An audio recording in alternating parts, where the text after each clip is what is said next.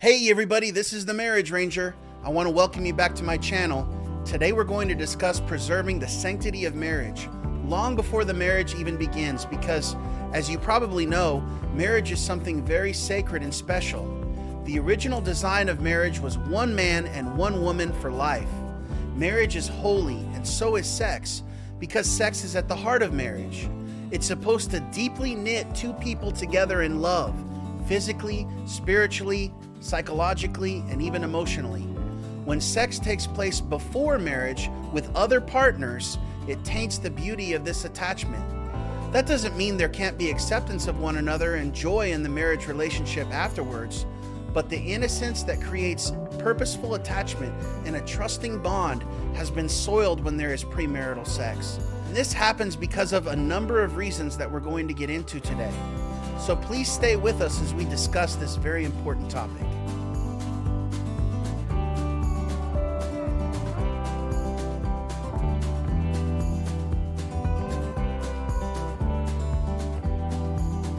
Now, I know this can be so difficult to talk about and hard to accept, but we have to stress the importance of abstaining from sex before marriage.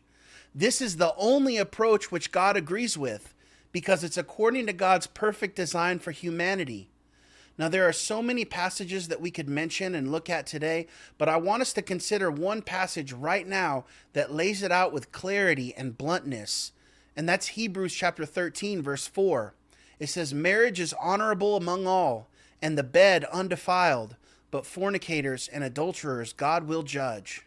God does not look favorably on the tarnishing of marriage.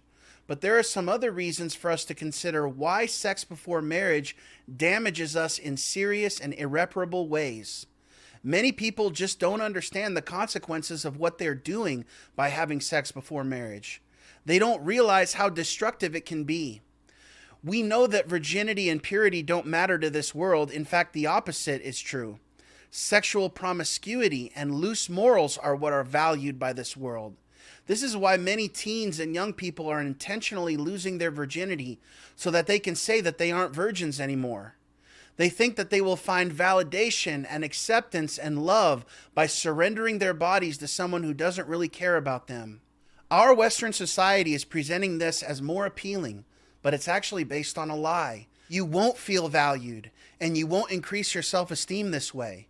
You're only going to hurt yourself psychologically and emotionally in the long run. And you'll rob your future spouse of what was intended to be only for them. Well, no matter what our twisted society is telling us, the biological facts remain true. The spiritual facts remain true. The psychological and emotional facts remain true. And I'm going to touch on each of these today. First of all, sex before marriage has a permanent physical effect. For women, the hymen is broken, and the hymen is part of God's design of female anatomy to prove that a woman is sexually pure before marriage.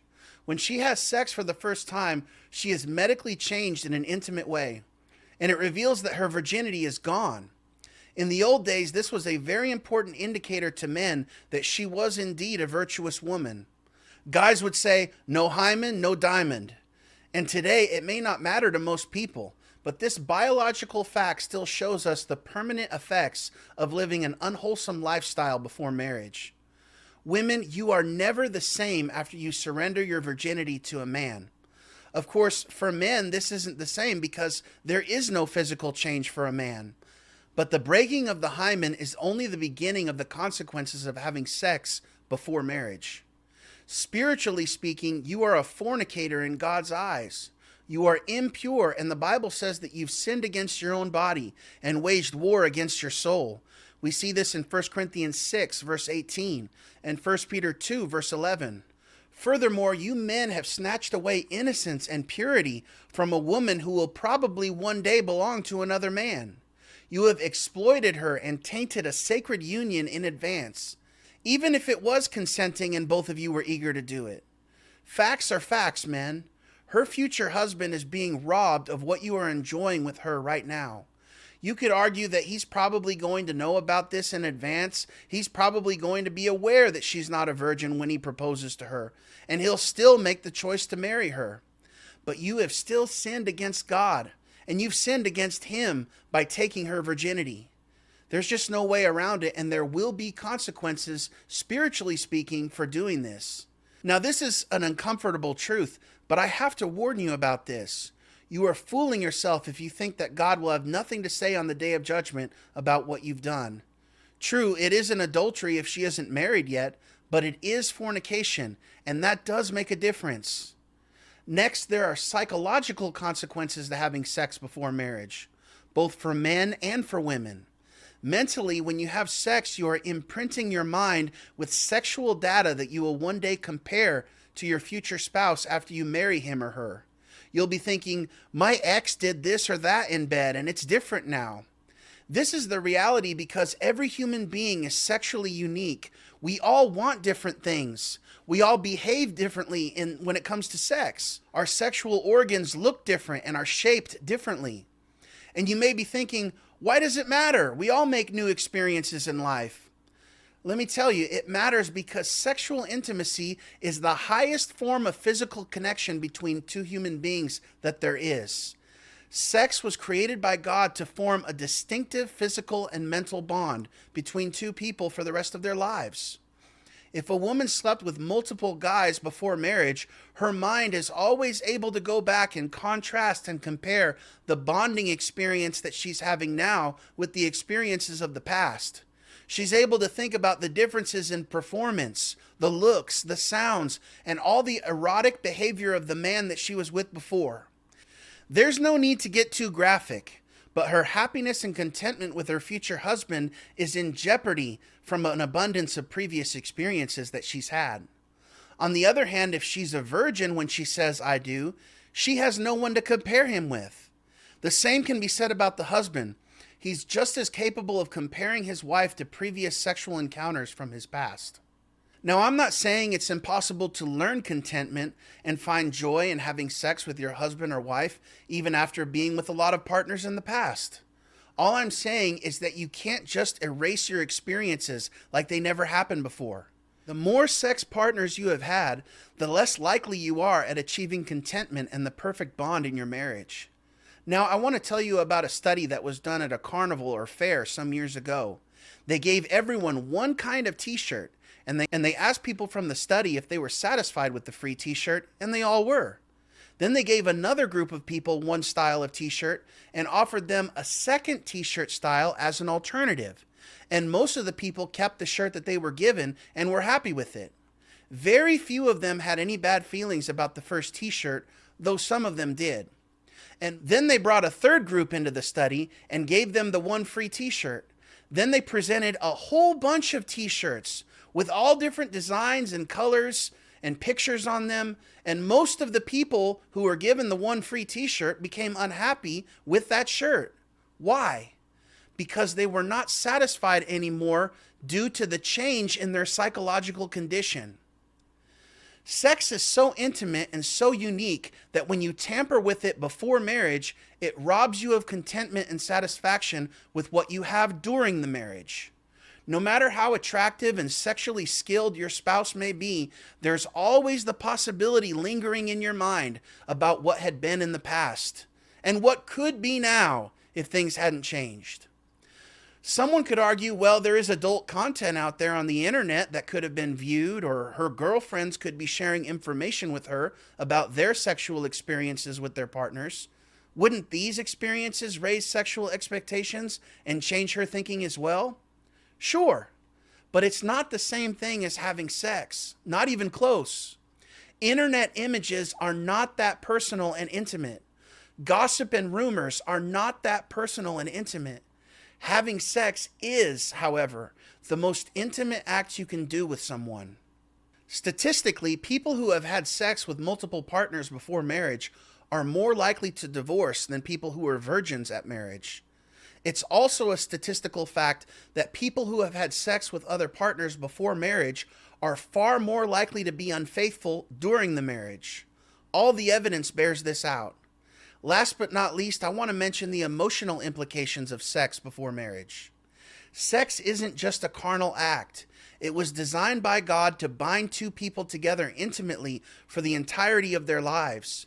It creates an emotional connection, especially for women. This is why the whole friends with benefits thing never works out, at least in the long term, because sex makes us emotionally attached to one another on another level. In fact, the Bible refers to sex as knowing someone. In biblical times, they didn't say they were sleeping together, they said they knew one another. Intercourse creates an intimate, emotional bond that chemically alters the mind, connecting two people together through passion and desires. It's difficult to break that bond once it has been made. Do you really want to get married to someone while you're still emotionally longing for someone you used to have? Always remembering how Chad or Billy made you feel when you were with them? Now you're married to Frank, and he doesn't make you feel the way that they used to make you feel, does he? We have to be aware of this strong possibility that comes with having premarital sex with multiple partners. So you may be realizing this now and you admit, yes, it's true that having the V card is the way to go. That's a lot better. It's far superior to what I have done, but it's too late for me now. I already had sex. I've already lost my virginity. What do I do now? Well, of course, you cannot change the past. Nobody can. There's no use in feeling ashamed and guilty about it either. If you're a Christian, your shame has been erased at the cross. And if you have lost your virginity, you are in the same boat as most people out there. I'm not saying you're some kind of a freak or that there's something wrong with you. But it's also good to know that many wonderful women of God were not virgins at marriage. Abigail, she was married to Nabal before she met David, and she became a wonderful wife to King David. Rahab was a prostitute before she was married, and through her came the line of Christ. Ruth, of course, was married prior to the time when she met Obed. All you can do right now is keep the body count low. Ladies, you are making it better for yourself and for your future husband by abstaining from sex before marriage. Men of God value a low body count. Intelligent, wise, and morally upright women see the benefits of having a low body count. People are not cars, so I'm not equating the two here, but it's a lot like buying a used car. The market value is high when the mileage is low. A vehicle with a lot of previous owners and high mileage is less valuable, but a brand new vehicle has the highest value, and a slightly used vehicle with very low mileage is still valuable. What you can do now is start creating trust by living right from here on out. You can stop the destructiveness. You can admit, yes, I was with a few people before I met you, but I have remained chaste for 3 years since my last boyfriend. I will never go back to that old lifestyle. I want to commit myself to one man. This mindset is especially important for women. There's also the analogy of the master key and the faulty lock. When it comes to sex, men are the keys and women are the locks. This is the case because women are the gatekeepers of sex. They always have been. If the lock is faulty, any old key can be used to enter. It's a bad lock because it doesn't guard anything. It opens for anyone. But if it is a good lock, it will open up only for the master key. In this analogy, the master key has responsibilities as well. It could certainly open plenty of faulty locks out there, but its design is for the good lock to receive it and provide entry. Men, you have to control your physical urge until you can release that energy in a wholesome way. You will be able to release that energy with the woman of your dreams and not with someone else's future wife. I want to mention what the scripture says in 1 Thessalonians chapter 4. It says, "For this is the will of God, your holiness, that you abstain from sexual immorality, that each of you know how to control his own body in holiness and honor, not in the passion of lust like the Gentiles who do not know God, that no one transgress and wrong his brother in this matter." Remember that there are physical, spiritual, psychological, and emotional consequences to what you decide to do right now. I don't say this to shame you or offend you. I am saying it for your benefit so that your life will be more blessed. If there's any way that I can help you, please reach out to me on my website at marriageranger.com. I want to thank you for watching this, and feel free to take a look at some of the other videos on our channel.